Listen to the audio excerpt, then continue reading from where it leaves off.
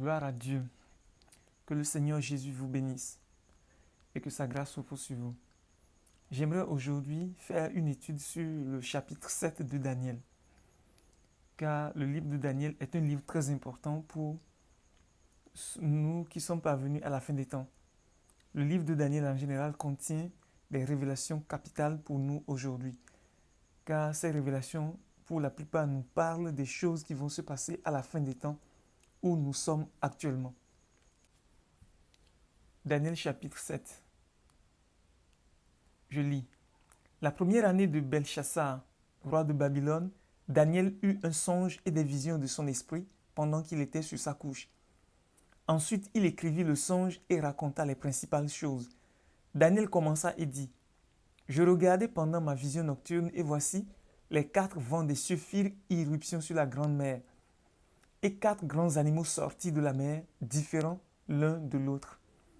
Le premier était semblable à un lion et avait des ailes d'aigle. Je regardais jusqu'au moment où ses ailes furent arrachées. Il fut enlevé de terre et mis debout sur ses pieds comme un homme, et un cœur d'homme lui fut donné. Et voici, un second animal était semblable à un ours et se tenait sur un côté.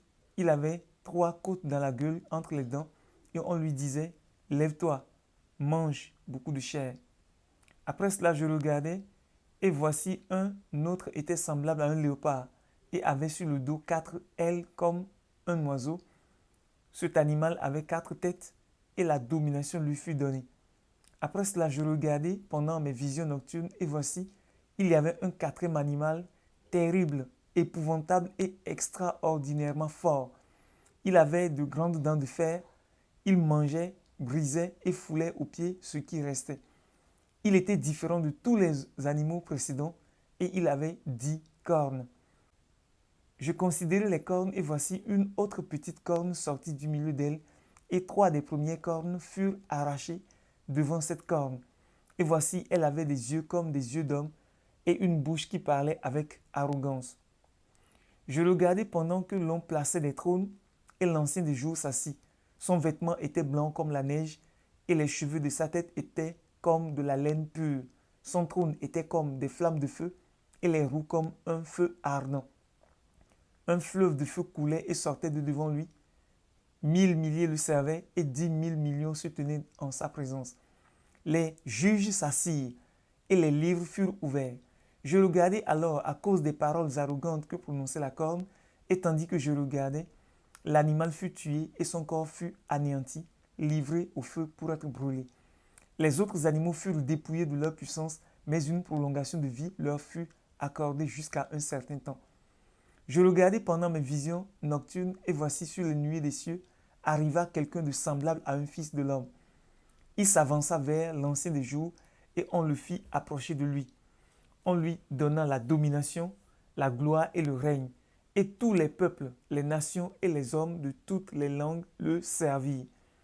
Sa domination est une domination éternelle qui ne passera point, et son règne ne sera jamais détruit. Moi, Daniel, j'eus l'esprit troublé au-dedans de moi, et les visions de ma tête m'effrayèrent. Je m'approchai de l'un de ceux qui étaient là, et je lui demandai ce qu'il y avait de vrai dans toutes ces choses. Il me le dit et m'en donna l'explication. Ces 4 grands animaux, ce sont 4 rois qui s'élèveront de la terre. Mais les saints du Très-Haut recevront le royaume, et ils posséderont le royaume éternellement, d'éternité en éternité. Ensuite, je désirais savoir la vérité sur le 4e animal qui était différent de tous les autres, extrêmement terrible, qui avait des dents de fer et des ongles d'airain, qui mangeait, brisait et foulait aux pieds ce qui restait. Et sur les 10 cornes qu'il avait à la tête, et sur l'autre qui était sortie et devant laquelle 3 étaient tombés, sur cette corne qui avait des yeux, une bouche parlant avec arrogance et une plus grande apparence que les autres. Je vis cette corne faire la guerre aux saints et l'emporter sur eux, jusqu'au moment où l'ancien des jours vint donner droit aux saints du Très-Haut, et le temps arriva où les saints furent en possession du royaume. Il me parla ainsi. Le 4e animal, c'est un 4e royaume qui existera sur la terre, différent de tous les royaumes, et qui dévorera toute la terre, la foulera et la brisera. Les 10 cornes, ce sont 10 rois qui s'élèveront de ce royaume. Un autre s'élèvera après eux. Il sera différent des premiers, et il abaissera 3 rois. Il prononcera des paroles contre le Très-Haut, il opprimera les saints du Très-Haut et il espérera changer les temps et la loi. Et les saints seront livrés entre ses mains pendant un temps, des temps et la moitié d'un temps. Puis viendra le jugement et on lui ôtera sa domination qui sera détruite et anéantie pour jamais. Le règne, la domination et la grandeur de tous les royaumes qui sont sous les cieux seront donnés au peuple des saints du Très-Haut. Son règne est un règne éternel et tous les dominateurs lui serviront et lui obéiront. Ici finissent les paroles. Moi, Daniel, je fus extrêmement troublé par mes pensées. Je changeai de couleur et je conservai ces paroles dans mon cœur. Mes frères, que le Seigneur vous bénisse si vous avez pu suivre la lecture avec moi. La lecture est longue, mais c'est très important pour l'étude que nous allons faire. Ce que l'on veut nous dire ici, c'est quoi? C'est que Daniel dit qu'il a vu dans une vision 4 animaux. Maintenant, je vais remonter pour vous montrer l'origine de ces animaux. Daniel 7, verset 2. Daniel commença et dit, « Je regardais pendant ma vision nocturne et voici, les 4 vents des cieux firent irruption sur la grande mer. Et 4 grands animaux sortis de la mer, différents l'un de l'autre. » Ici, nous avons 2 forces. D'abord, les vents, ensuite, la grande mer. Les vents, dans le langage biblique, symbolisent les forces du mal ou bien les esprits. Le vent signifie, symbolise les esprits. L'Esprit de Dieu lui-même est représenté aussi par le vent de l'Esprit. Ici, les vents, les 4 vents des cieux qui firent irruption sur la grande mer symbolisent les forces du mal qui contrôlent la terre. Maintenant, la grande mer, la mer symbolise les païens et la grande mer symbolise toutes les nations du monde. Et on dit, verset 3, « Et 4 grands animaux sortis de la mer, différents l'un de l'autre. » Ça veut dire que dans l'explication que l'ange a donnée à Daniel, il lui disait que ces 4 grands animaux sont 4 rois ou bien 4 royaumes qui s'élèveront de la terre. Maintenant ici, il est dit que ces 4 grands animaux sortis de la mer, différents l'un de l'autre. C'est-à-dire que ce sont des empires, des royaumes qui émergent des nations du monde. Qui émergent des nations du monde. Or, comme il est dit, je vais vous retrouver le passage. Verset 17. Ces 4 grands animaux, ce sont 4 rois qui s'élèveront de la terre. Les rois ici représentent des royaumes. Mais on dit, mais les saints du Très-Haut recevront le royaume et ils posséderont le royaume éternellement, d'éternité en éternité. Ces 4 grands animaux, ce sont 4 royaumes qui s'élèveront de la terre. Ça veut dire que ce sont nos royaumes qui sont situés dans le futur par rapport à Babylone. Maintenant, si nous comptons les royaumes qui vont succéder à Babylone, parmi les 4, si nous devons faire la liste des 4 royaumes qui vont succéder à Babylone, nous savons que le premier qui a succédé à Babylone, c'est l'Empire médo-perse. Le deuxième, c'est l'Empire grec. Le troisième, c'est l'Empire romain.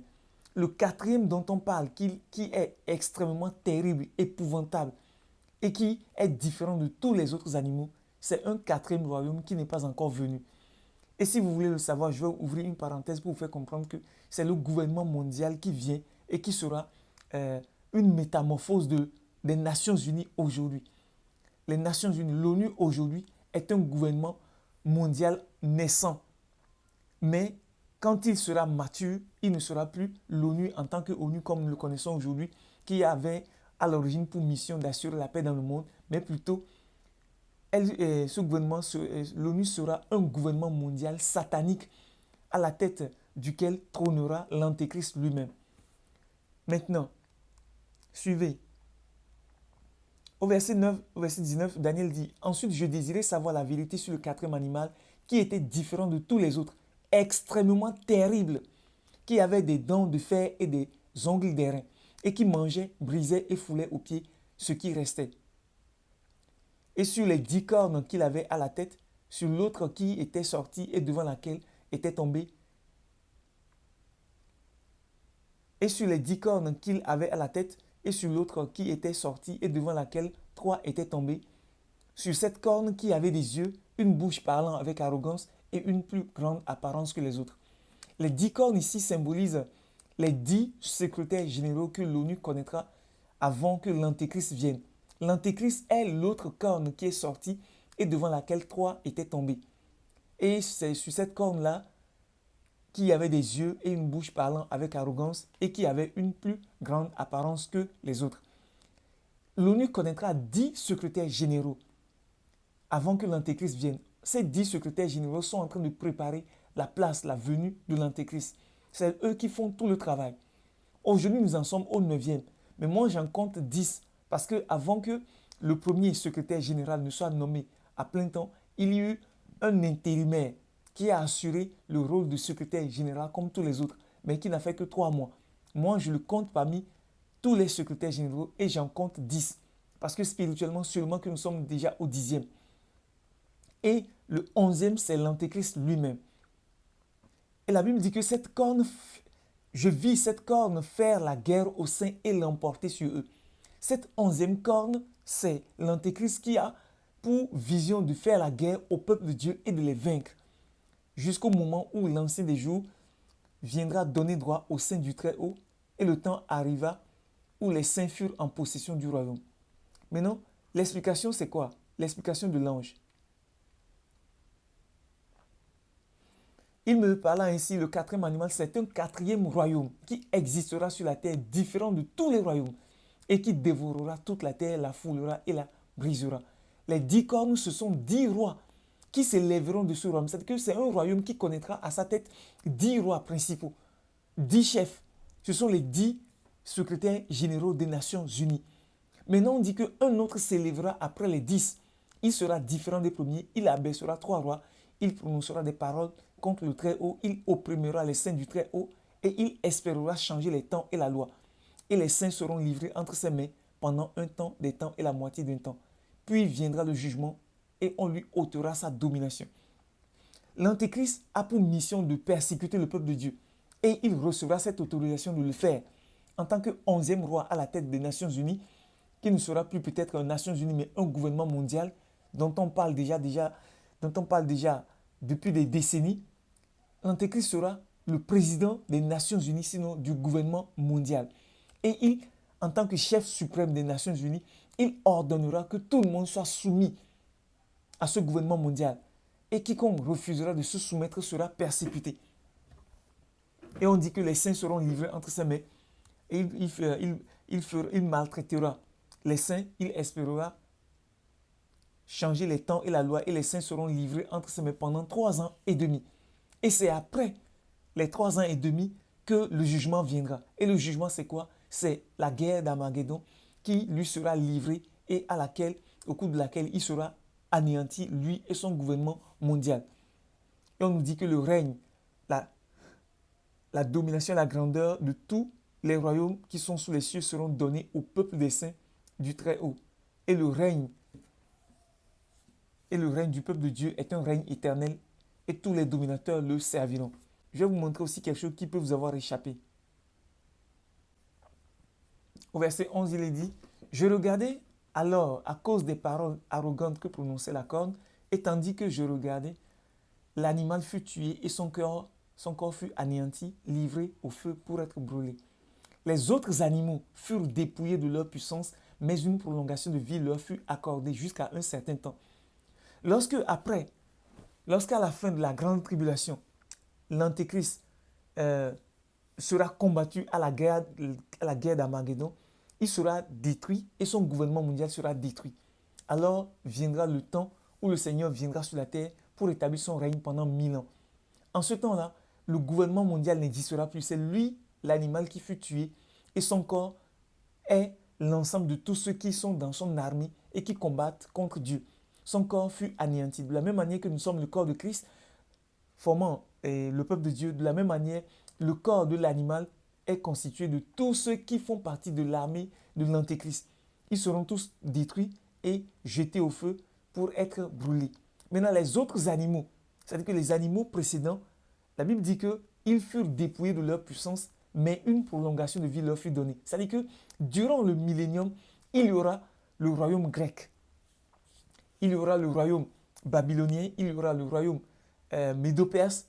Bref, il y aura la France, il y aura les États-Unis, il y aura toutes les autres nations. Mais on dit qu'ils furent dépouillés de leur puissance. C'est-à-dire ces nations-là n'auront plus le pouvoir de dominer sur la terre parce que c'est le royaume de Dieu qui sera établi en ce temps et ce sont les fils de Dieu qui donneront des ordres. Tout comme aujourd'hui, ce sont les États-Unis qui règnent, la Russie, la France, l'Allemagne, l'Angleterre, nos nations, le Brésil et tout, qui règnent dans nos nations. En ce temps-là, ce ne sera ni la France, ni la Russie, ni les États-Unis, ni l'Australie, ni la Chine, ni le Japon, ni aucune autre nation qui soit née d'Adam. Mais ce seront les fils de Dieu qui régneront. Tous les ordres viendront des fils de Dieu, car c'est le Seigneur Jésus qui sera le roi de toute la terre. Et ses fils seront des rois comme lui. Je crois que vous avez appris quelque chose. Vous pouvez relire tout le chapitre et vous allez apprendre beaucoup de choses. Je résume en disant que Daniel a vu 4 grands animaux qui symbolisent 4 royaumes qui vont sortir des nations du monde après l'empire babylonien. Parce qu'il est dit que ces 4 grands animaux sont 4 royaumes qui s'élèveront au futur, qui s'élèveront de la terre. Et ces animaux, ces royaumes ont pour origine des hommes. Ce sont des royaumes humains. Le premier, c'est l'empire médo-perse qui a succédé à l'empire romain, plutôt l'empire babylonien. Le deuxième, c'est l'empire grec. Le troisième, c'est l'empire romain. Et le quatrième n'est pas encore venu, c'est l'empire nimrodien, sinon c'est le gouvernement mondial qui est déjà naissant par l'ONU. Parce qu'il est dit que ce royaume-là aura 10 rois, connaîtra 10 rois et un 11e roi. Et c'est le 11e roi qui attaquera le peuple de Dieu. C'est le 11e roi qui attaquera le peuple de Dieu. Les 10 rois, comme je le dis, sont les 10 secrétaires généraux que les Nations Unies connaîtront jusqu'à l'avènement du gouvernement mondial où l'Antéchrist sera le chef de toute la terre. Et après que l'Antéchrist aura mené une guerre contre le peuple de Dieu, viendra la fin où il sera jugé lui-même et détruit lui et son gouvernement mondial. Et après sa destruction à la guerre d'Armageddon, viendra le temps où le Seigneur Jésus établira son règne pendant 1000 ans. Et durant ces 1000 ans, il y aura les nations du monde, les Grecs, les Américains, les Français, les Italiens, les Chinois, les Russes. Ils seront tous là, mais ils n'auront pas le pouvoir sur la terre. Parce qu'en ce temps, c'est le royaume de Dieu qui dominera, qui régnera. C'est le royaume de Dieu qui régnera. Et personne ne lèvera le doigt sans la volonté, sans l'instruction, sans la permission des fils de Dieu. J'espère que vous avez appris quelque chose. Si ces enseignements vous édifient, n'hésitez pas à les faire connaître en les partageant. Que le Seigneur Jésus vous bénisse.